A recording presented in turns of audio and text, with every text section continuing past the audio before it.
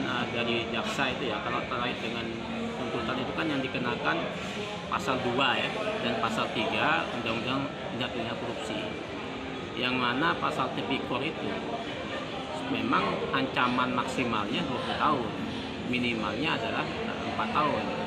Jadi kalau ditanya apakah itu patut atau tidak patut, ya menurut saya bukan itu ukurannya, tapi memang sudah cukup pantas ya dengan tuntutan 12 tahun penjara. Namun barang tentu tergantung penilaian majelis hakim, apakah dengan 12 tahun itu sudah pas dengan tuntutan itu. Tapi kalau ditanya sama saya, secara normatif regulasi undang-undang tidak ada yang dilanggar, karena batas atas maksimalnya 20 tahun, batas minimalnya 4 tahun. Maka jaksa rasional nuntut 12 tahun. Tapi pada tentu nanti kita lihat hasil akhirnya. Itu.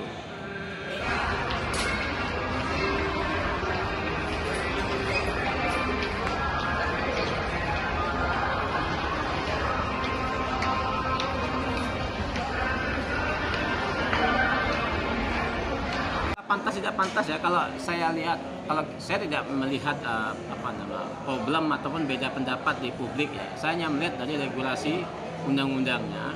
Dengan 12 tahun itu menurut saya sudah cukup pantas, tapi memang publik berpendapat 12 tahun itu tidak pantas karena dengan fantastisnya kerugian negara, keuangan negara 300 triliun. Tapi sepanjang yang saya lihat di pemberitaan dan saya juga membaca berkas dakwaan dari Pak Hakim Muiz, itu memang peran beliau terkait dengan tipikor Timain tidak semaksimal yang ditujukan kepada pokok perkaranya, yaitu grup perusahaannya. Kalau kita lihat dari terkait dengan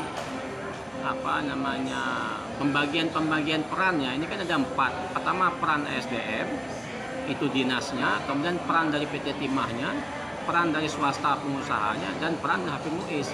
Jadi Hakim Muiz itu perannya dia hanya terkait dengan menyalurkan uang yang diduga TPPU seperti itu. Tapi kalau terkait dengan perbuatan pidananya itu di posisi perusahaannya, maka secara normatif tidak ada aturan yang dilanggar. Namun secara hati nurani masyarakat, pasti masyarakat akan kecewa dengan putusan hanya 12 tahun penjara. Dan kemungkinan besar putusannya di bawah 12 tahun. Biasanya seperti itu. Namun yang menjadi sorotan adalah istrinya, yaitu Sandra Dewi ya.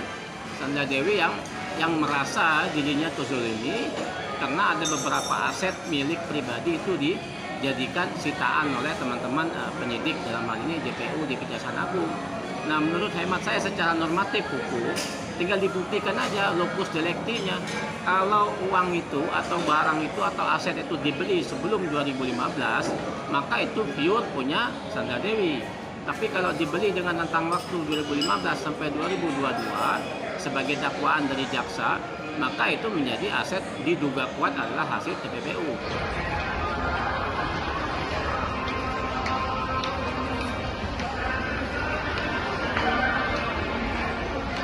Ya, menurut saya kalau Hakim Muiz mengakui dan menyampaikan ke publik bahwa dia bukan koruptor, itu sah-sah saja.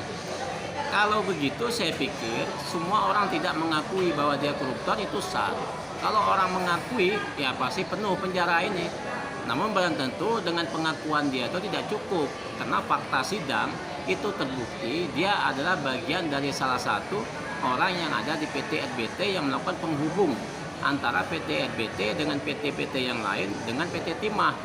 Dari perilaku atau perbuatan dia itu salah satu yang menjadikan dia adalah sebagai salah satu tindak pidana tipikor ini. Maka belum tentu fakta sidang lah yang membuktikan. Namun kalau dia mengakui bahwa dia bukan seorang koruptor, untuk saat ini kan memang belum putusan.